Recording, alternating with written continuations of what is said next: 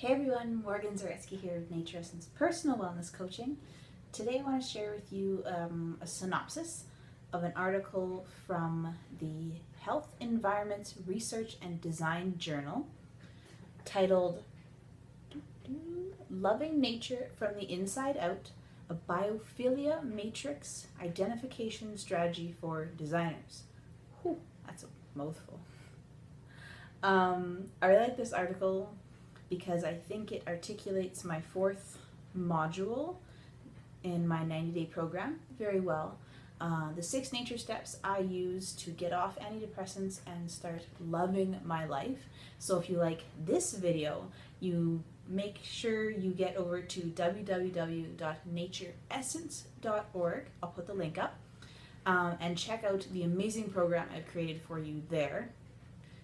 This journal article combines the idea of biophilia, architecture, internal design, and children's development all in one. Sorry, I'm reading off my phone, that's why I keep looking down. Basically, the definition of biophilia is that humans have this innate need to associate with nature. And in doing that, it positively impacts our physical, spiritual, social, and psychological well-being. Don't die on me, phone. The article starts off by mentioning a couple other studies that more or less prove the healing attributes of biophilic environments. So interacting with nature, with animals, going outside, all that good stuff. In their words, children can receive from nature developmental benefits such as increased attention capacity, cognitive function, social and creative play, and improved motor skills. But despite all of this mounting evidence about the benefits of being outside, it's estimated that today the average American spends 93% of their life indoors. Why, people? Go outside.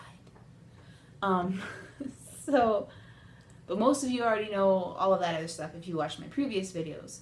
So what makes this article really cool is that now architects and interior designers are getting on the boat, or getting, boat, wagon, whatever. They're getting on board, and they're trying to figure out how to get all of this natural healing power to people who can't go outside. So, and they studied this, they looked at the indoor play spaces in children's hospitals.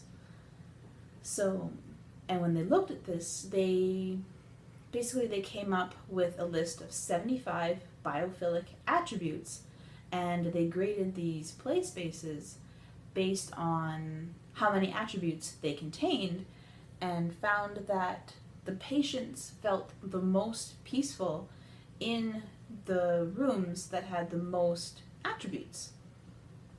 So that's pretty cool, I thought. So unfortunately, the article itself didn't list all 75 of the attributes, but what I can give you is the categories that they broke them down into. So, and all of the attributes, they broke down into 2 major branches. So branch 1 is organic dimensions, and 2 is place-based.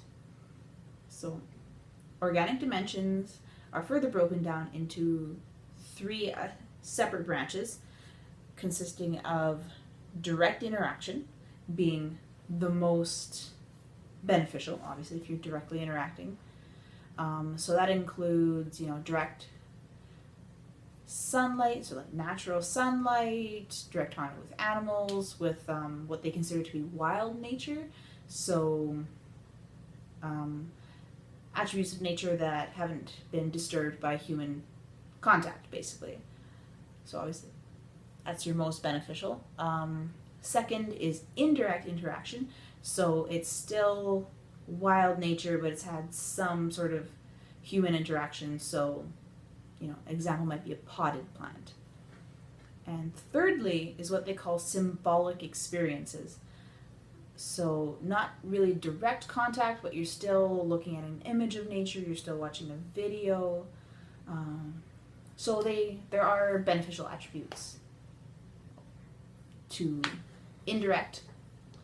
My phone shut me out. There are benefits to symbolic experiences as well, just not quite as much as you'll get from direct interaction. The second branch of the attributes is what they call place-based, and they described these attributes as being the spirit of a place.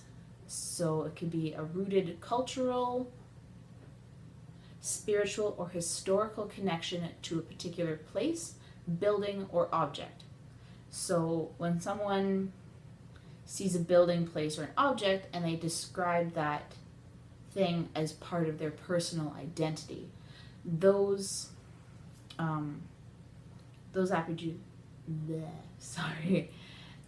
attributes were found to have a positive nature benefit as well, even though you don't necessarily consider them wild nature, the same way you might, trees and grass. So there you have it. That's one more beautiful example of the healing power of nature, and I hope that my little video about it, you found the article as interesting as I did, and I will see you in the next video. So till then, bye!